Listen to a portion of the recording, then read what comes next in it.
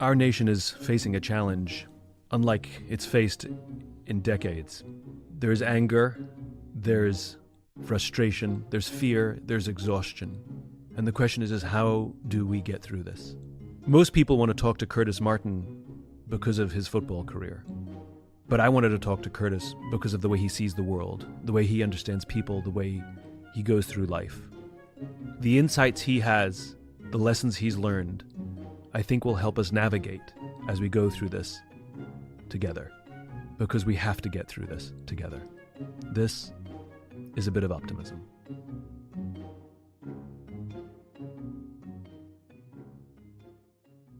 Curtis, I have so much respect for the way you see the world.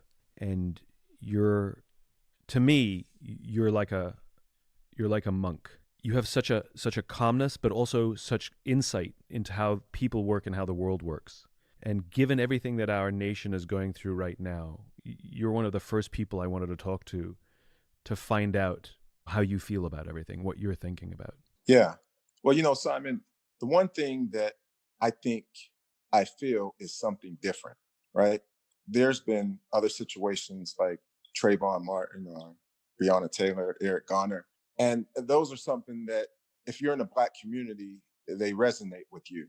But I don't know what it is. And I'm not saying that their deaths was any different than George Floyd's, but I do think that there's just something a little different. I think there's a different fire. I think that Black people in Black communities, when you see a cop kneeling on another Black man's neck like that, it does something to you because most of us, especially the males in the Black community, we've had some type of experience where we know that could have very easily been us. And so I think this was somewhat the tipping point. And I think that's what we're seeing play out in society. I think what's so different about this one versus the tragic long list of others is that this is the first time that the entire scene was captured on film. The other ones we heard the story or we saw a photograph of what happened afterwards, and there was always the quote unquote police report of they were violent or they were armed or they reached for something. And the reality is the Black community didn't believe that, and the rest of us didn't know. And for the first time, we saw what the Black community have already known for ages. Yeah. That the police report that they filed was fake to cover up with even with the footage. There's still a fake police report. For the first time, we saw the whole thing beginning to end, and it struck us. It struck the rest of America as hard as it always strikes the Black community. And you know something, Simon? When I think back to it, the first time I saw that video, what really touched me was when I saw this strong, grown Black man on the ground with a white guy with his knee on his neck. And this strong Black man starts crying out for his mother. And he's saying, "Mama," like there's something about that resonates with all of us, Black and white. And then what really, I think, made it sink into, I know for me, and I can't speak for everyone else, was when I saw the guy, I believe he urinated. And it's like you just saw the life go out of him. And so you literally got to sit and watch someone murder someone like blow by blow on tape, on video. And you have to think, a lot of our kids are exposed to this type of thing. And it was just something that was, in my mind, so cruel. It's one of the cruelest things. I've seen a lot of cruel things in my life, Simon, but that was just an extremely cruel thing to me. And I think to all of us. I've had some difficult conversations with Black friends, with white friends. And one of the things that I've come to realize is I have anger. You have anger. But the difference is my anger is not laced with fear. Right. And as a Black friend of mine shared with me, is not only is my anger not laced with fear, my anger is also not laced with exhaustion. And where I have found myself weeping in some of these conversations, it's choking me up now. As I find myself weeping in some of these conversations, my Black friends aren't weeping. And I asked them, how come I'm cut up and you're not? And they said, because this has affected me every single, I've seen this over and over and over again. I'm exhausted, my friends tell me.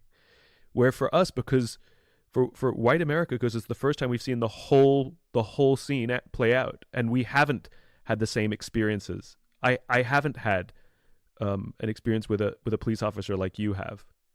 That for the first time, it was deeply, deeply personal. And you know something, Simon? I think that white America got a glimpse of what Black America literally lives with all of our lives. Yeah. It's been like that since as long as I can remember. I grew up in an extremely abusive household where my father was strung out on drugs and extremely abusive to my mother. But you know what? In that community, and even all the neighbors, because we lived in a project type of environment. But you know what, Simon? Nobody wanted to call the cops. Mm. In the Black community, calling the cops is like your last resort. That's just like you're at the end of your rope. You would rather suffer many times with what you're dealing with in your community, your household, or whatever it may be, before you call the cops. Because even back then, I knew at 5 years old, 4 years old, like, you don't pick up the phone. There was many times where I wanted to call the cops on my father, but that's just something that you know you do not do in the Black community. And mainly because we know that we may call the cops because of this bad situation that's going on in our household. But when the cops get there, more than likely, and that's just the mindset, that bad situation is going to turn into a worse situation. Yeah, the escalation. And so imagine, most of us live with that type of, you talk about the fear, but we live with that fear on top of the distrust, on top of the, you know, visions of injustice that we've witnessed in our own communities all the time. And so there's this distrust, a lot of times for the police. And it's not to say that all police are bad or anything, because there's a lot of us who have been through a whole lot of adversity and some horrible situations, and the police were there for us. But then you see something like what happened to George Floyd, and it almost throws you back into this distrustful state. The thing that I've come to love and admire about you is you have this intense optimism that, you grew up in the most horrendous of conditions, as you said, abusive father, you watched your mother getting tortured, you've witnessed your friends being killed, you've had your life threatened, and yet still you still remain positive and forward thinking. And in the face of extreme pain, you know how to move forwards. And I think in this time of pain and fear, what can we learn? How do we move through pain? Where does this go? Well, Simon, I think what would help so many people, I think what would help America with the pain is if if justice is served. Because I think that it would be a huge hole in the heart of America if these guys got off, like so many other people have gotten off in situations like this. Yeah. If that happens this time, I don't know what will happen. I'm afraid of what will happen if that happens this time. The thing that I'm also starting to understand is, it's not enough to put Band-Aids on these situations anymore, which is there has to be systemic change so that we prevent this from happening. Exactly. And again, I think that it's difficult for a specific group of people to continually feel like they're being treated unfairly. Just for instance, if I'm a white person and I'm in a community, calling the cops is the first thing I do if something's really wrong, because I'm not worried about how things might be interpreted, if I might get blamed for something. You don't think that way, or most people don't think that way when you're a white person. But when you're a Black person, you always have to think twice. And I think what we're seeing in our society, Simon, is a group of people who are losing hope. And I think the fighting and the protesting and everything, I think that it's a cry out for, give us something to hope for. Yeah. So I think the injustice part of it is causing people to lose hope of just basic fairness. And so I, that's the level of intensity and anger and aggression Yeah. that we're seeing throughout the streets of America. I think it's a result of that. You've been able to move through pain in your life. There have to be some transferable lessons. Yes. What can we learn? You've done it. You've done it in your life. Does it work at a societal level?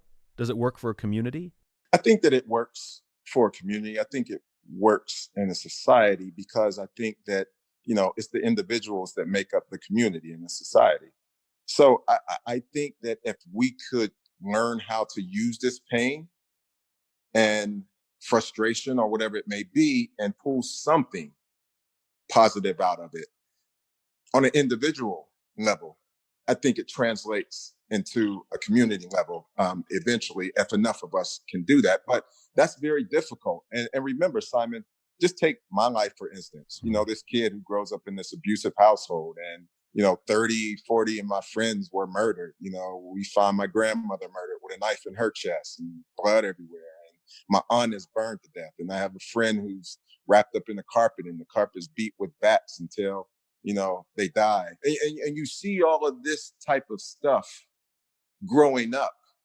And then, you get in a situation, and this happened to me personally, where I'm racially profiled. Now, most of us who grow up under those circumstances, sometimes we may not have the composure or the peaceful words or the compliance that's being demanded of us in that moment. And, I saw this thing on Instagram where a young man was pulled over. The young guy gets out of his car. The cop tells him to get out of his car. And he's saying, officer, what did I do wrong? And the officer says, just put your hands up and get on the ground. And the guy's like, just tell me what I did wrong, officer. And the guy literally has his hands all the way up. And the officer says, get on the ground. And the guy's like, and the guy's girlfriend is recording all this going on. And the guy's just like, officer, I just want to know why I am being pulled over. Like, why are you telling me to get on the ground? I didn't do anything. I'm keeping my hands up. Isn't that enough? And the officer keeps demanding for him to get on the ground. And the guy just said, no, I'm not getting on the ground. But my hands are up. I don't have anything on me or anything. And the officer tries to come over there and like snatch him up. And in that moment when you have a guy who may have grown up the way I grew up, again, in that moment when it's such an unjust situation, it's hard to keep your composure when you feel like you're being treated unfair. And so what that guy did, when the cop tried to grab him, he didn't touch the cop or anything. He just like shrugged the cop off of him with his shoulders and stuff. And then the cop, pulls back from him and pulls out I'm not sure if it was his taser or his gun. You can't really tell from the video. And the guy asked, could you just please call your senior, officer or whatever to come to the scene? And the guy and his girlfriend are demanding that this guy's senior officer comes to the scene. The senior officer comes to the scene, Simon, and, the guy feels a little relieved. So he turns around with his hands up to go and talk to the senior police officer. This guy doesn't ask any questions or anything. He walks straight towards the guy, grabs him by the neck, and rams him into the car. Whoa. And then the guy's like caught off guard, and he's just trying to he doesn't know what's going on. And in that situation, you don't know if someone's trying to kill you or what, because he didn't even ask a question. And so they grab him, they both get on top of him, and they start pummeling this guy and take him to the ground, and they're punching on him and everything. Jesus. And again, Simon, the frustration, you know how it is when you haven't done anything wrong and someone's treating you unfair, and then you're expected to comply with every little thing that someone who's treating you unfair tells you to do. I think the way that guy reacted is the pervasive mentality in the Black community right now. People are just tired. And like you said, when we started this conversation, exhausted. My question is, so where's the leadership? I'm tired of press conferences where a police chief stands up and says it's just a few bad apples. The whole saying, which is never said, the whole saying is a few bad apples spoils the whole barrel. And we now have a pervasive problem in the profession of policing that goes way deeper than a few bad apples. And so my question is where's the leadership? There needs to be massive, massive reform in the police departments. And leadership needs to recognize that the manner in which they recruit has to change. They can no longer recruit to a paramilitary ideal. They have to recruit to a service ideal, because you don't want to attract people who want a paramilitary job. You want to attract people who want to serve their community. There needs to be leadership training, promoting people who are good leaders, not just promoting people who are high performers or writing enough tickets or making enough arrests. There needs to be new metrics on what it means to be a good police officer. We need systemic change inside these organizations. Otherwise, this is going to continue. I agree with that. I agree for the calls to ban a particular move, a chokehold or something, but that won't solve a problem. Why is it that, I'm originally from England a long time ago, and the cops for the most part don't carry guns in the UK.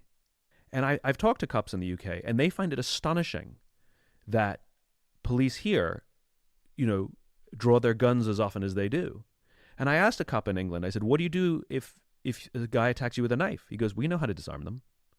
Like, they're trained with their hands and their batons to disarm an attack.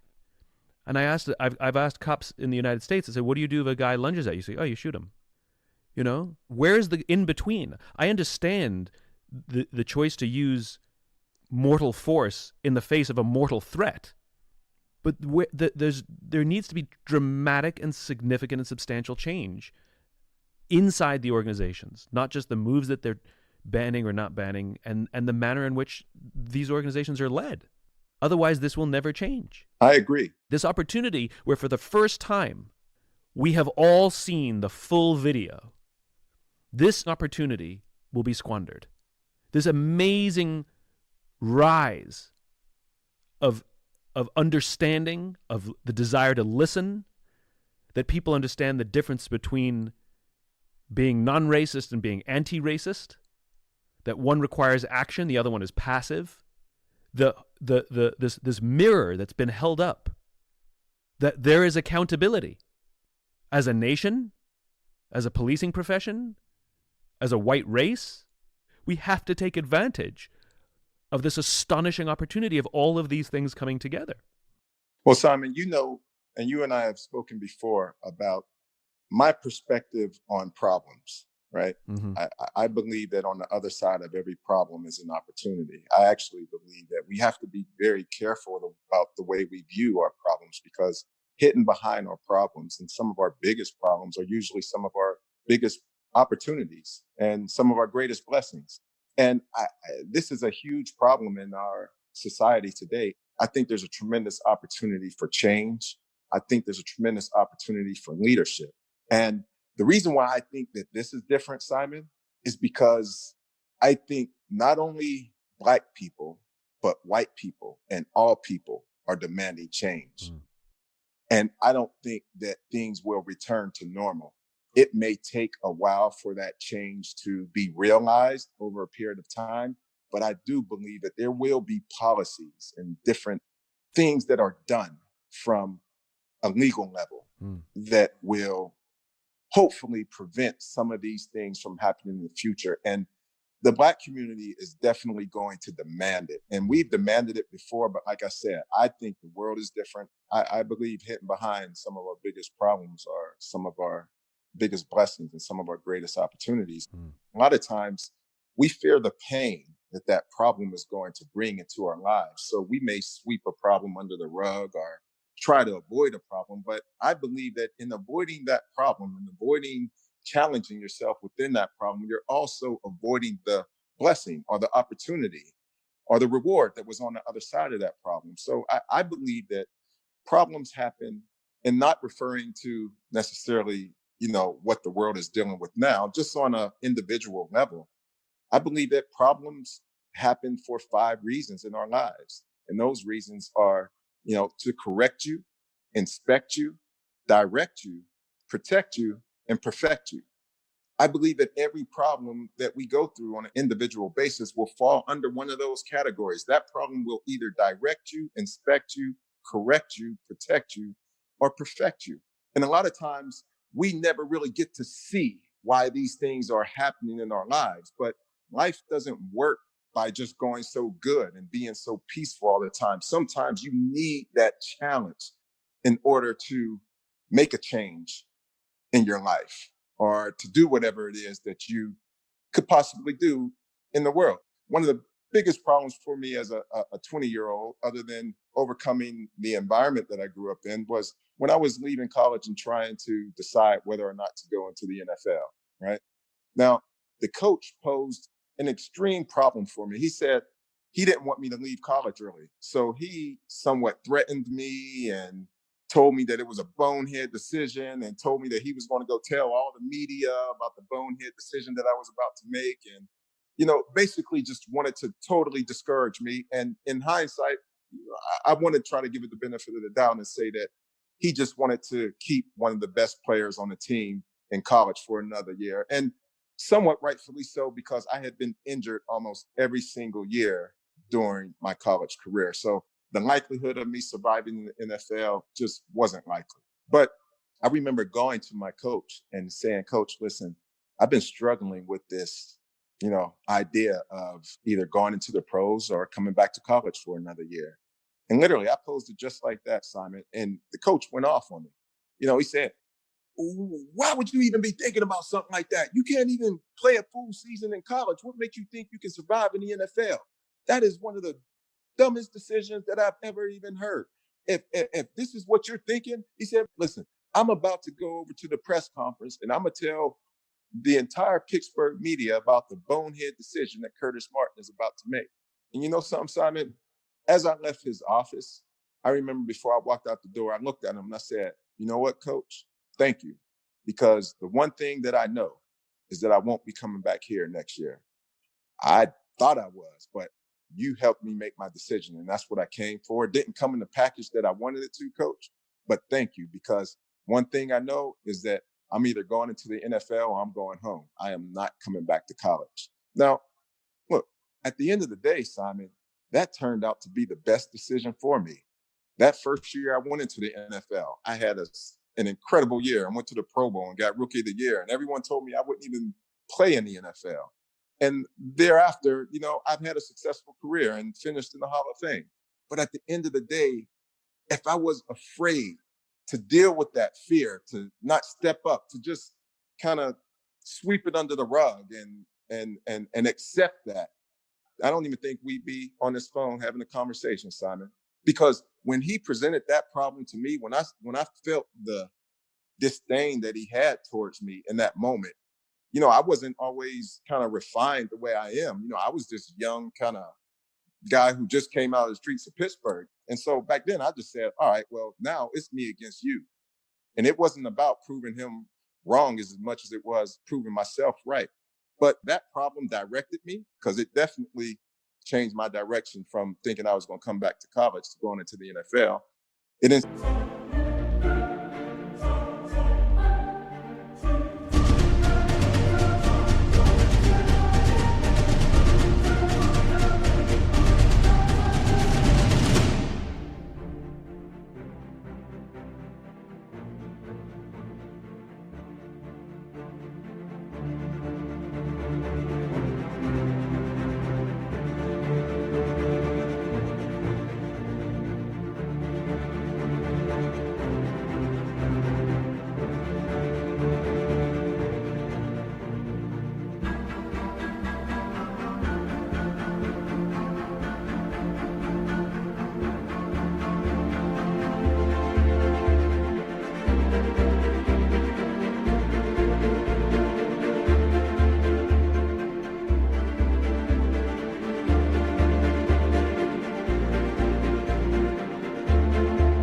Affected me because it made me really dig deep and look at who I was and what I believed in and what I wanted to do.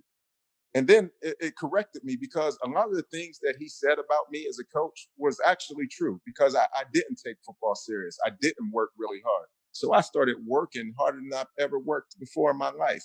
And it protected me, because I don't think that I would be in the situation I am now had I gone back to college for another year.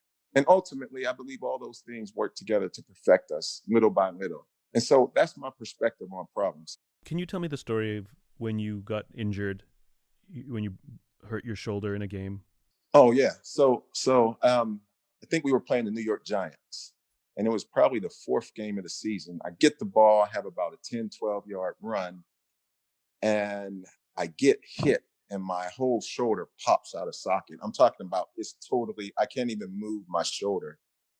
And they take me to the sideline, and the doctor looks at me, and you could see my shoulder kind of the bone sticking up, not out of my skin, but you could see that it wasn't in place. And so the doctor tells the coach, he says he's done. And I look at him. I said, "What do you mean by done?" He said, "You're probably going to have to get this surgically repaired." And I said, "So my season's over?" He said, "It looks like it." And I said, "Well, listen, doc, take me back up. I want to get back in the game." And he says, "Kurt, you can't tape a shoulder up for you to go back, and your shoulder is out of socket." And so what I eventually had them do was to tape my arm against my sternum so that I couldn't move that arm. I could just move from my elbow down to my hand to hold a ball, but I couldn't lift my arms up over my head or anything like that. And I asked them if I can go back in the game. I asked the coach if I could go back in the game. And I asked the doctor, I said, "Doc, can this get any worse?"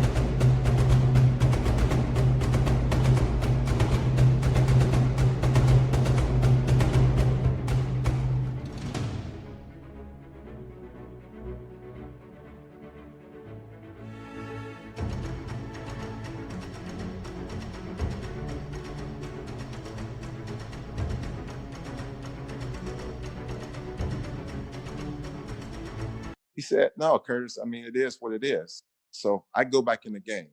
I get the ball, Simon. And when I knew I was about to get tackled, instead of shriveling up and protecting that shoulder, and I rammed that shoulder into the defender's helmet as hard as I could. Oh, And Simon, I'm telling you, the pain that I felt shoot through my body was just like shocking. And I remember lying on the ground, and I kept telling myself, "Get up." And I got up. And even though it was so painful, I made my way back to the huddle. And in my mind, Simon, I defeated that pain because I told myself, if I could just make it back to the huddle, I'm okay. And then I took another play and I made it back to the huddle, and so on and so on. And before long, before that game was over, I had already made up in my mind that I could play the entire season with that shoulder and that condition. And I ended up having one of my best seasons that year. the thing that I love about that story is that when we perceive a problem, that it's overwhelming. Like, you couldn't imagine finishing the game with that shoulder. But what you could do was you could get back to the huddle. And I just love that when we're overwhelmed by a problem, that we need two things. One, to keep our eyes on the prize, to understand the vision of where we're trying to get to, and then take the smallest step to get there. Can I get back to huddle? Can I get back to the huddle? Can I get back to the huddle? And it turns out you can finish a whole game if you keep getting back to the huddle. And then all of a sudden, finishing a game isn't so overwhelming anymore with a busted shoulder. Yeah. I just love that. Yeah, people always ask me, do I miss the game? And my first response is always no. But what I do miss are the lessons that I learned through football. For me, that's an invaluable lesson. So that lesson, the way it registers in my mind, is just get back to the huddle. No matter what I'm going through, if it's in my marriage and my wife and I, have an argument or something, get back to the huddle. Like, this is not the end of the world. You can deal with this pain, deal with it. Don't avoid it, but deal with it. And so I've applied principles like that to my entire life, whether that's in business, whether that's spiritually or emotionally. And usually getting rid of the pain means exempting ourselves or removing ourselves from the situation that's painful. But what if we would take the other approach and dive in even deeper and go through that pain and come out on the other side? Like, that's what I've learned to do in life. And it's been one of the greatest lessons that I've learned in my life. I remember reading this Bible verse one day, and it talked about Jesus, and it said, because of the glory that was set before him, Christ endured the cross.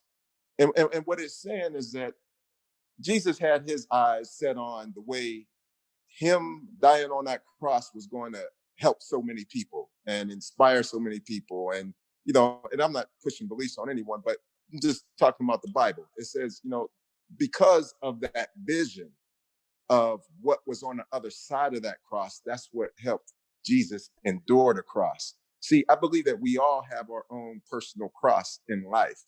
And a lot of times, instead of enduring that cross, we try to avoid it. And in avoiding that, like I say, we also avoid that blessing, those people whose lives we could have touched. Because a lot of times, Simon, life isn't just about you. A lot of the pain that you're going through isn't just for you. The pain that Martin Luther King went through just wasn't just for him.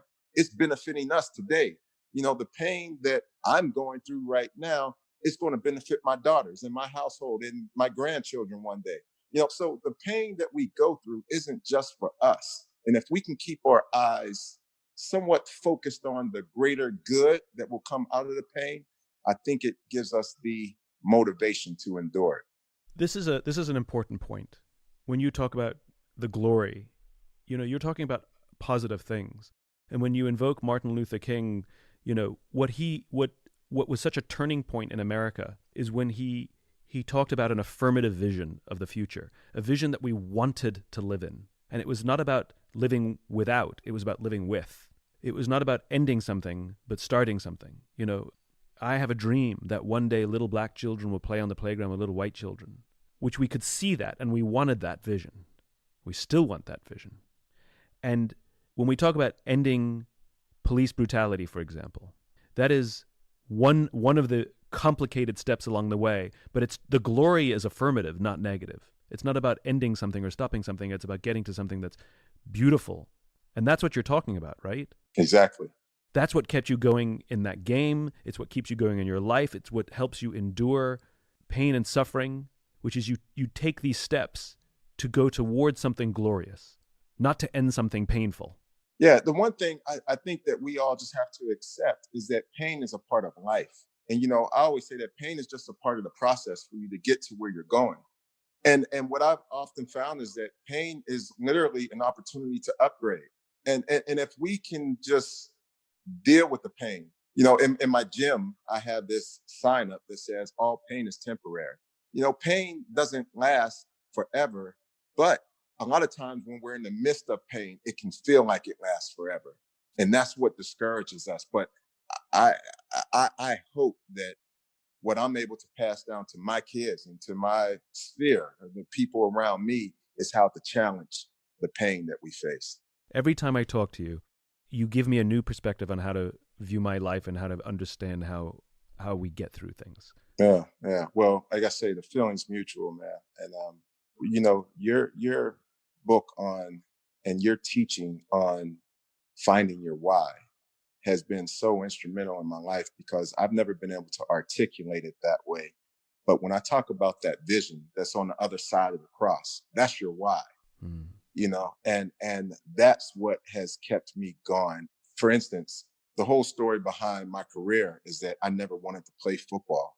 And it was during my senior year when my best friend, my childhood best friend, was killed, and he was the quarterback of the team, which basically inspired me to play football. And even when I got drafted, when they called me and Bill Parcells said, "Would you like to be a New England Patriot?" And I told him yes. And as soon as I hung up the phone, I told everyone else who was at my house that I really didn't want to play. And it was this guy there. His name was Pastor Leroy Joseph. And he said to me, he said, "Well, Curtis, maybe football is just the vehicle that God has given you to do all those wonderful things you say you want to do in our community and around the world." And it was that helped me to lock into football and work as hard as I possibly could to make the most of it. Because in my mind, every yard I gained, every touchdown I scored, it just opened up more doors for me to reach more people. And so all the pain that you endure and I endured during my NFL career, it was always with that why.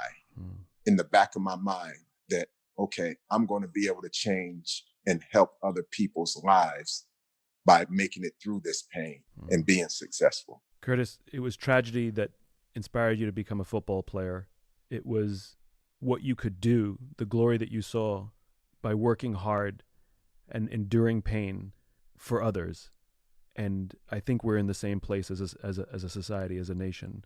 It's tragedy that has called us to do something unbelievably difficult. Yeah. That's going to require a lot of hard work, and there will be pain, but it's about getting back to huddle. It's about keeping going. It's about enduring and taking the steps and working together. Exactly. I was about to say, we all have a part to play. You know, just one last story, Simon.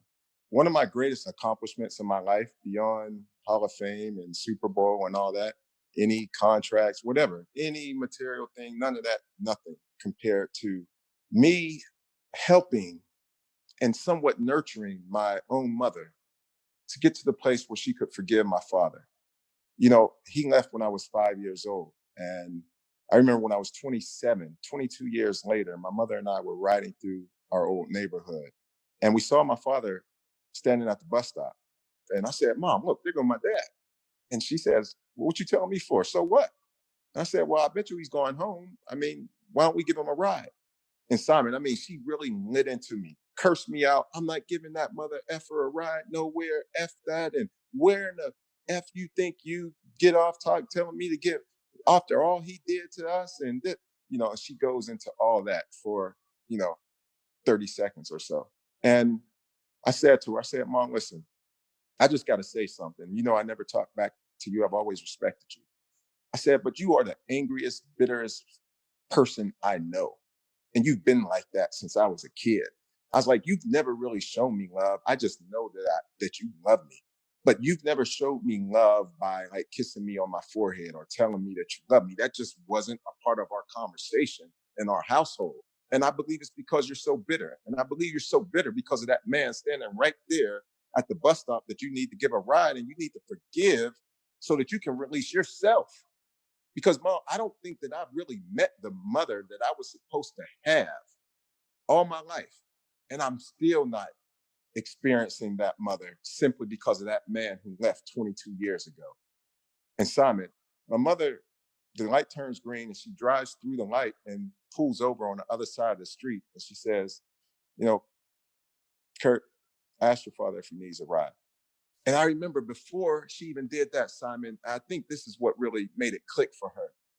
I said, Mom, just think about this. You're mad at him because he left us when I was 5 years old. I'm 27 years old. You're still as mad as the day that he left. I said, now think about it this way. Do you think that we would experience the life that we experience now? Do you think that I would be the man that I am today if he was there as my example all those years? And Simon, I really believe that that's what it just clicked to her. I heard this saying one time that said these psychologists and psychiatrists, they were trying to figure out why people become bitter in life. And what they discovered after all their study was that people don't become bitter because of what they experience in life, but they become bitter because of how they remember what they experienced in life. And so I realized that my mother, the only memory she had of that was how my father left us in the condition that he left us in. She never even thought about, wow, what if he was there? He would have been my son's example all these years, and my son probably wouldn't have turned out the way he did. So she gives him a ride. They have a conversation. I let him sit in the front seat. I get in the back seat. We get to his house, and he walks up the steps and shuts his door and goes in. And my mother turns around to me and just starts bawling her eyes out. And I never seen my mother really cry that hard. And she said, Kurt, I feel like I just dropped off a whole load of bricks. Thank you so much for pushing me to give your father a ride. Hmm. And Simon, from that moment on, my father and my mother began to develop a relationship to where when he was on his deathbed and came down with stage 4 cancer, she was cooking him food. She was taking him to his doctor's appointments. She was picking up his medicine. And they had a beautiful relationship before he passed. And coming out of his funeral, she held my hand and just told me, she said, Kurt, I don't know what I would have done if your father had died and never knew that I forgave him. And she thanked me. Mm. Curtis, thank you so much. I say again, you are like a monk to me, you know? You're a spiritual advisor to me. And your perspective, your stories, I'm just grateful. I appreciate your time. I appreciate everything you do. Glad you're in my life. Really am. Well, likewise, man. And thanks for having me today. I enjoyed it. Appreciate it. Thank you. I encourage everyone who listened to please call your friends and have some of those uncomfortable conversations. And have some comforting ones too. We all need to figure out how we can help each other work through fear and pain. Now more than ever, take care of yourself, take care of each other.